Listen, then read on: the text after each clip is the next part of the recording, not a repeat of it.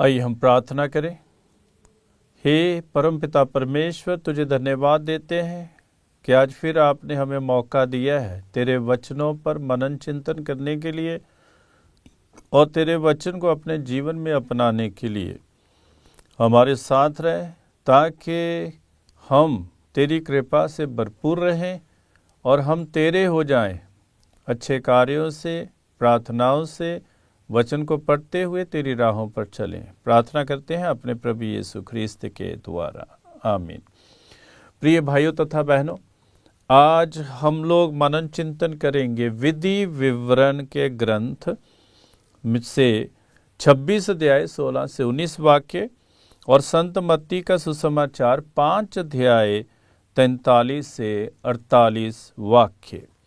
हम देखते हैं कि पुराने विधान में प्रभु मूसा के माध्यम से अपने लोगों को 10 आज्ञाएं देते हैं और प्रभु कहते हैं कि इन आज्ञाओं का पालन करें।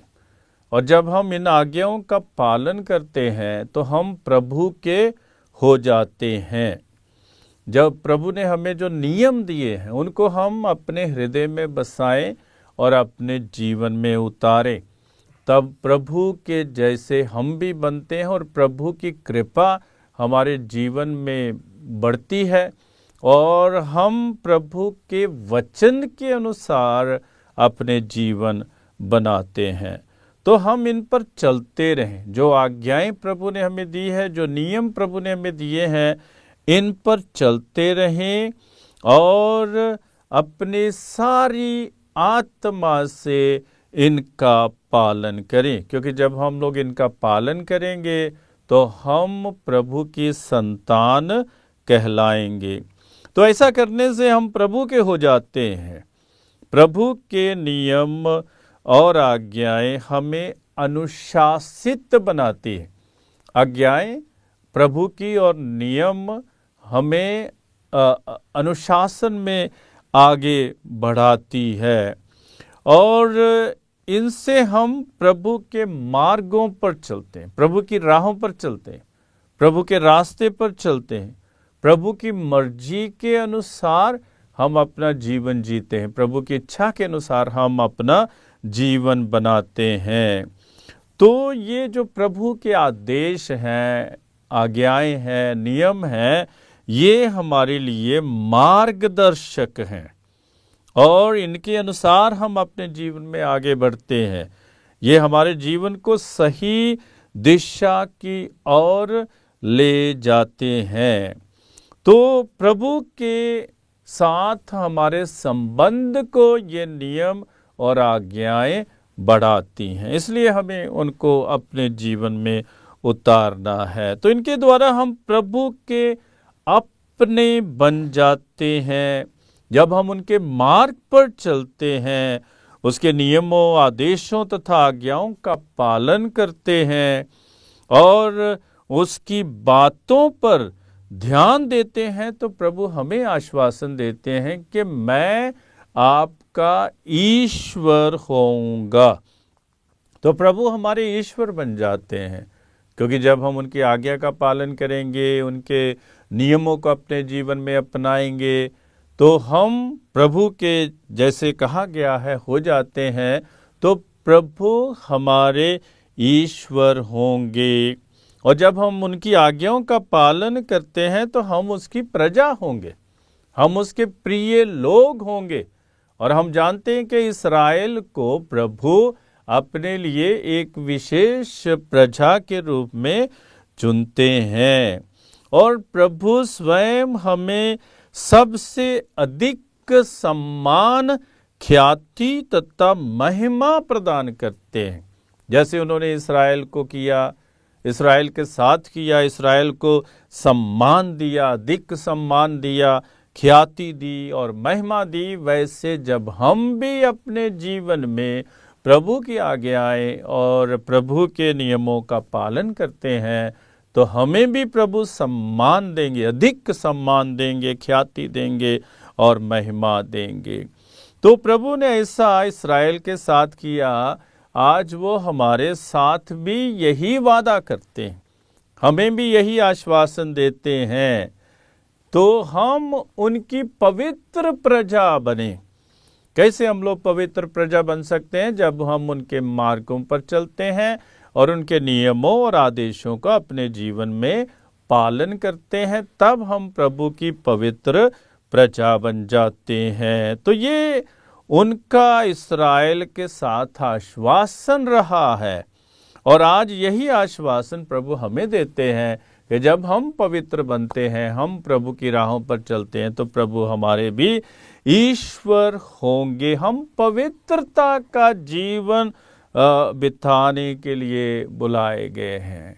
तो प्रभु हमें बुलाते ताकि हम पवित्र जीवन जिए, और जब हम पवित्रता का जीवन व्यतीत करते हैं तब हम लोग प्रभु के साथ जुड़े रहते हैं। हम जानते हैं कि अपवित्रता पवित्रता से मिल नहीं सकती है, इसलिए हमें पवित्र होने की आवश्यकता है। जब हम पवित्र होंगे तभी हम प्रभु से मिल सकते हैं।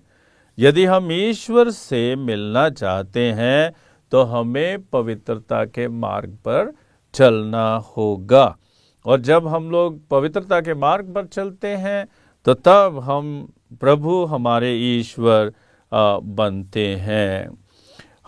हमें बताया गया था कि हम अपने पड़ोसी से प्रेम करें और अपने बैरी से बैर, ये हमें बताया गया था। लेकिन प्रभु यीशु की शिक्षा बिल्कुल इसके विपरीत है।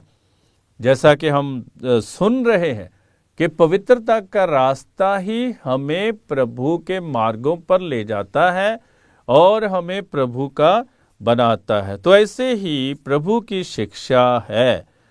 तो प्रभु क्या सिखाते हैं? सिखाते हैं कि हम अपने शत्रुओं से प्रेम करें, और जो हम पर अत्याचार करते हैं उनके लिए हम प्रार्थना करें। हम में से कितने लोग उनके लिए प्रार्थना करते हैं जो हम पर अत्याचार करते हैं? गिरजाघरों को गिराया जाता है और मसीही लोगों पर कई प्रकार के अत्याचार होते हैं, और हम देखते हैं कि हमारे ही मसीही लोग इतने क्रोधित हो जाते हैं, और हम उनके लिए, जो हमारे बैरी हैं या जो हम पर अत्याचार करते हैं, हम उनके लिए प्रार्थना नहीं करते हैं। हम प्रार्थना करें उनके लिए, विशेष रूप से मन परिवर्तन के लिए प्रार्थना करें, इन सभी अत्याचारियों के लिए। और प्रभु यही कहते हैं। और प्रभु ने क्या किया? जिन्होंने उन्हें क्रूस पर चढ़ाया था और मार दिया था, मरने के पहले प्रभु यीशु उन्हीं के लिए क्षमा का दान मांगते हैं और कहते हैं, पिता इन्हें क्षमा कर, क्योंकि ये नहीं जानते कि ये क्या कर रहे हैं। तो अत्याचारियों के लिए प्रार्थना करना सीखें। तो ईश्वर के लिए सब बराबर है। हम क्या देखते हैं कि वो भले और बुरे दोनों पर अपना सूर्य उगाते हैं और धर्मी और अधर्मी दोनों पर पानी बरसाते हैं। वो कोई भी इनमें अंतर नहीं करते हैं कि ये पापी है इसलिए इस घर पर पानी नहीं गिरेगा, ये पापी है इसलिए इस घर को सूर्य की रोशनी नहीं मिलेगी। ऐसा नहीं है। वो पापी और पवित्र लोग या धर्मी और अधर्मी दोनों के लिए अपनी कृपा बरसाते हैं। फर्क कितना है? फर्क सिर्फ इतना है कि जो धर्मी है उस कृपा को अपने अच्छे आचरण के माध्यम से, अच्छे चरित्र के माध्यम से ग्रहण करते हैं, स्वीकार करते हैं, और जो अधर्मी है वो आचरण सही नहीं करते हैं, चरित्र भी ठीक नहीं है, जिसके कारण वे प्रभु की कृपा को अपने जीवन में समझने में और अपनाने में असमर्थ रहते हैं। तो प्रभु तो सबके लिए भला करता है, उनके लिए कोई भेदभाव नहीं है। और ये क्या लिखा हुआ है कि हम भी कई बार जिनको हम चाहते हैं उन्हें प्रणाम कहते हैं, उनका ही स्वागत करते हैं, और जिन्हें हम नहीं चाहते हैं उनसे हम दूर रहते हैं और उनको नज़दीक नहीं आने देते हैं, उनसे हम अपने हृदय में घृणा रखते हैं। ऐसा हम लोग देखते हैं कई लोग जो है सिर्फ उन्हीं को चाहते हैं, जो उन्हें चाहते हैं, लेकिन प्रभु ऐसा भेदभाव नहीं करते हैं। तो हम यदि केवल उन्हीं से मिलते जुलते हैं, उन्हीं से प्यार करते हैं जो हमें प्यार करते हैं, तो हम में और अधर्मियों में या पापियों में क्या अंतर है? कोई अंतर नहीं। पापी भी तो ऐसा करते हैं, जो जिस संगति में वो रहते हैं उनको भी वो प्रणाम करते हैं। तो हम एक कदम और आगे बढ़े और माफ करना सीखें, क्षमा करना सीखें, अत्याचारियों के लिए प्रार्थना करना सीखें, और जो हमारे मार्ग में रोड़ा बनते हैं, बाधा बनते हैं, उनके लिए विशेष रूप से प्रार्थना करें। और जब हम प्रार्थना करते हैं, प्रार्थना में इतना सामर्थ्य है कि सामने वाले का हृदय परिवर्तित हो जाता है। समय लगता है, लेकिन सामने वाले का हृदय परिवर्तित हो जाता है। इसलिए हम देखें, प्रभु की शिक्षा को अपनाएं। नई शिक्षा है, प्रभु की शिक्षा ताजी शिक्षा है, प्रभु की शिक्षा सही शिक्षा हमें सही मार्ग पर ले जाती है कि हम दूसरों के साथ जैसे वो हमारे साथ व्यवहार करते हैं वैसा व्यवहार ना करें। यही हमें उनसे अलग करता है, यही हमें उनसे अलग करता है। तो हम देखें कि हम प्रभु के नियमों को, आज्ञाओं को अपने जीवन में अपनाएं। मैंने एक कहानी पढ़ी थी, एक बिच्छू की और एक आदमी की। आदमी रोज जो है सैर के लिए जाता है और रास्ते में बिच्छू मिलता है और बिच्छू उसको डस लेता है और उसको बहुत दर्द होती है, लेकिन वो रुकता है और जो भी वो बिच्छू का जो डंग होता है उसको वो निकाल कर फेंक कर फिर आगे बढ़ जाता है। ऐसे 2-4 बार हुआ और कोई दूसरा देख रहा था और उसने कहा कि आप क्या करते, बिच्छू को मार क्यों नहीं देते हैं? उसने कहा उसको क्यों मारना है? मेरा जो स्वभाव है, मेरा कर्तव्य है उसे क्षमा करना, उसे माफ करना, और मेरी जो आंतरिक प्रकृति है, विचारधारा है, वो पवित्रता की विचारधारा है, अहिंसा की विचारधारा है, और जो बिच्छू का धर्म है वो तो डसना ही है। तो उसको क्षमा करना या उसको अनदेखा करना ये मेरा धर्म है। तो ऐसे ही हम भी अपने जीवन में करें कि कई लोग जो है उनकी मानसिकता ही वैसी है, उनका स्वभाव ही वैसा है और वे कभी भी सही नहीं कर सकते हैं। ये हमारा कर्तव्य है कि हम उनको सुधारने के लिए उनके लिए प्रार्थना करें और प्रभु के वचन पर चलते हुए उनके लिए एक उदाहरण पेश करें। हम सब ने नेल्सन मंडेला के विषय में सुना है। नेल्सन मंडेला कई वर्षों जेल में रहे हैं, संघर्ष करते रहे हैं, और उस संघर्ष के दौरान कई लोगों के संपर्क में वे आए और उन्हें कई यातनाओं का सामना करना पड़ा। बहुत मुश्किल था जीवन जीना जेल में। और बहुत साल के बाद जब जेल से बाहर लौटे तो उनको जब राष्ट्रपति का पद मिला तो उन्होंने क्या किया, एक दिन अपने साथियों के साथ वे किसी रेस्टोरेंट में, होटल में खाना खाने के लिए गए। वहाँ पर वो बैठे हैं एक टेबल पर, 10-12 लोग हंस रहे हैं, खेल रहे हैं, मजाक कर रहे हैं और एक दूसरे के साथ बातचीत कर रहे हैं, और वैसे ही खाने का भी ऑर्डर दिया हुआ है। और नेल्सन मंडेला ने देखा एक दूसरी टेबल पर, मेज पर एक व्यक्ति अकेला बैठा हुआ है, और नेल्सन मंडेला ने अपने दोस्तों में से किसी एक को बोला कि उसको भी बोलिए कि इसी टेबल पर, इसी मेज पर आकर खाना खाए। और उसको बुलाया गया और वो व्यक्ति नेल्सन मंडेला के बिल्कुल सामने बैठा और अपना सिर भी ऊंचा नहीं किया, उठाया उसने, और उसके हाथ कांप रहे थे और वो खाना खा रहा था। और जब उसने खाना खा लिया तो वो बहुत ही इज्जत के साथ उठा और उसने नेल्सन मंडेला को झुककर प्रणाम किया और वहां से चला गया। नेल्सन मंडेला के दूसरे दोस्तों ने ये नोटिस किया, ये देखा कि वो असहज महसूस कर रहा था। जब वो वहां उनके साथ खाना खा रहा था, असहज महसूस कर रहा था, हाथ कांप रहे थे, नजरें नीचे थी और अपनी नजरें भी ऊपर उठा नहीं पा रहा था। तो तब उसने पूछा कि ये कौन व्यक्ति है। उन्होंने नेल्सन मंडेला से पूछा, ये कौन व्यक्ति है।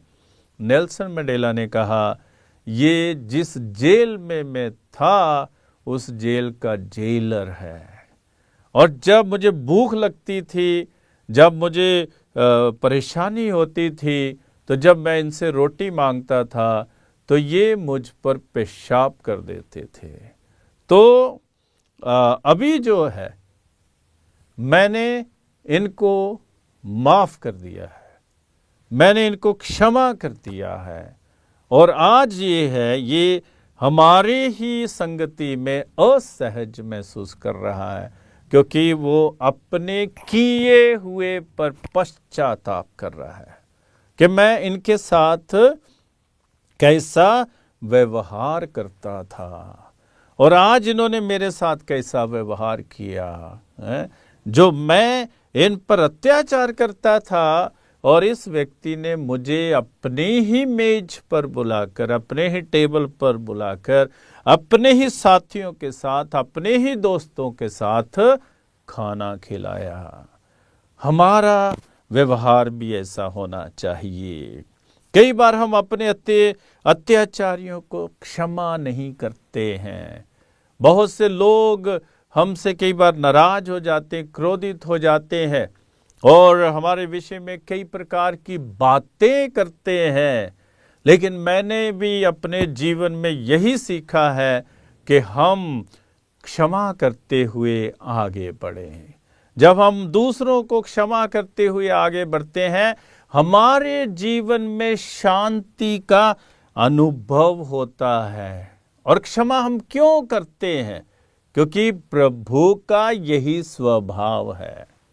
यदि हम प्रभु के हैं, यदि प्रभु हमारे ईश्वर हैं, हम प्रभु की प्रजा हैं, हम प्रभु के लोग हैं, तो हमें प्रभु ईश्वर के स्वभाव को अपने जीवन में अपनाना है। और प्रभु का यही स्वभाव है।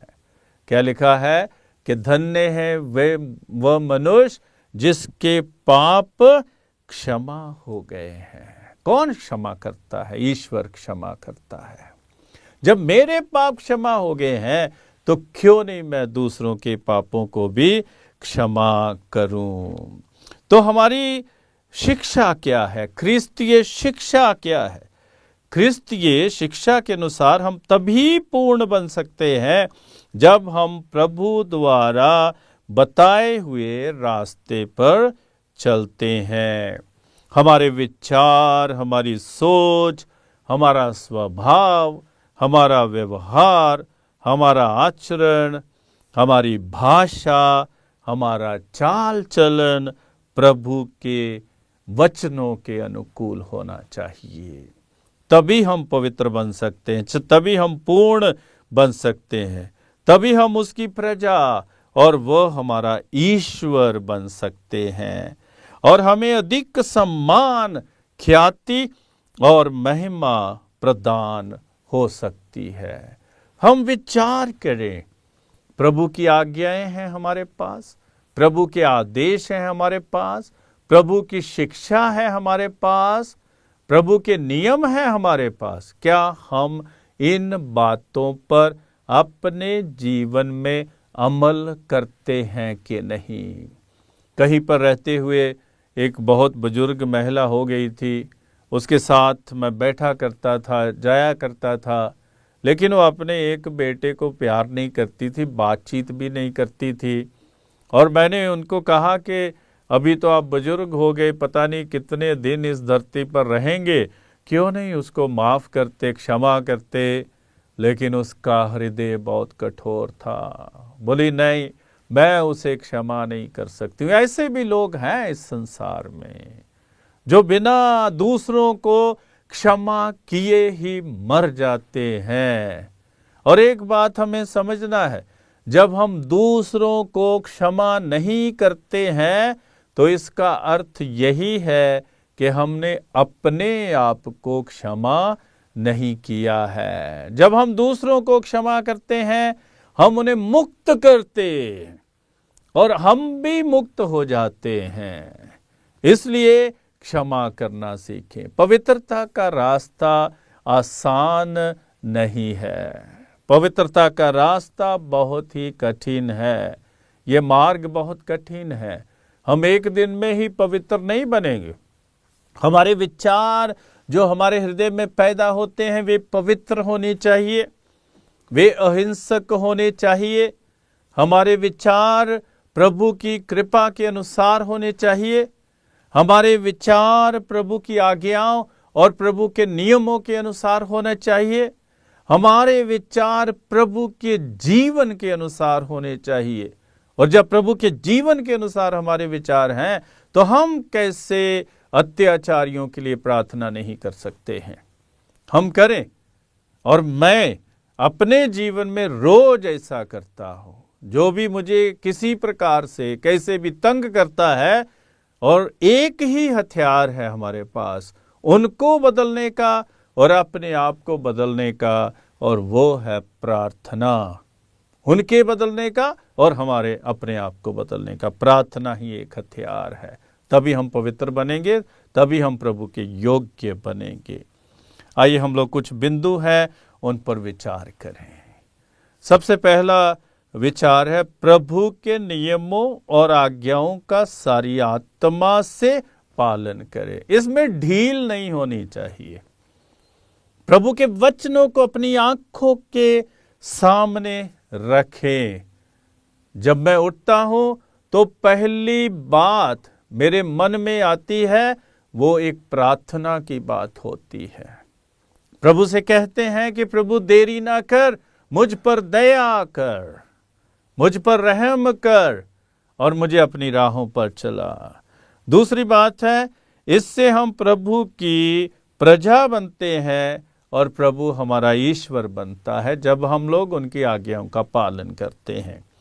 तीसरी बात है, प्रभु स्वयं हमें सबसे अधिक सम्मान, ख्याति तथा महिमा प्रदान करता है। प्रभु प्रदान करते, प्रभु हमें ख्याति देते हैं, प्रभु हमें अभिषिक्त करते हैं, प्रभु हमारा अभिषेक करते हैं और प्रभु हमें ख्याति और महिमा प्रदान करते हैं।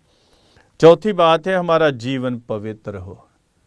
अपने विचारों को पवित्र रखें, अपनी सोच को पवित्र रखें, अपने कामों को पवित्र रखें, अपने आचरण और चरित्र को पवित्र रखें।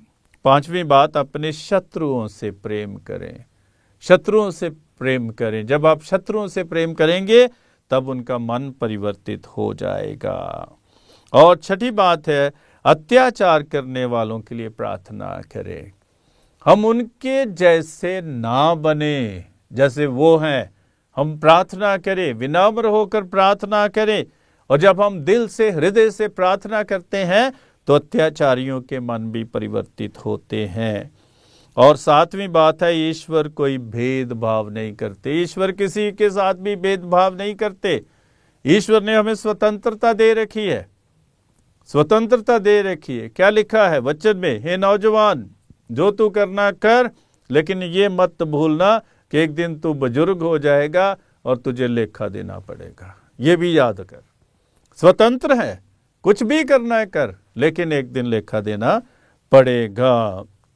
तो आठवीं बात है, पूर्ण बने जैसे तुम्हारा स्वर्गीय पिता पूर्ण है। तो हम पूर्ण बनने के लिए, पवित्र बनने के लिए, प्रभु की राहों पर चलने के लिए बुलाए गए हैं। आइए हम प्रार्थना करें। सर्वशक्तिमान पिता परमेश्वर, तुझे धन्यवाद देते हैं आज के इस दिन के लिए जो तूने हमें प्रदान किया। तेरे वचन के लिए हम तुझे धन्यवाद देते हैं। तेरे वचन के द्वारा हम अपने जीवन बदलें, इन्हें सही दिशा दें और हर एक को क्षमा करते हुए अपने जीवन में पूर्णता की तरफ आगे बढ़ते जाए। हम ये प्रार्थना करते हैं अपने प्रभु यीशु ख्रीस्त के द्वारा, आमीन।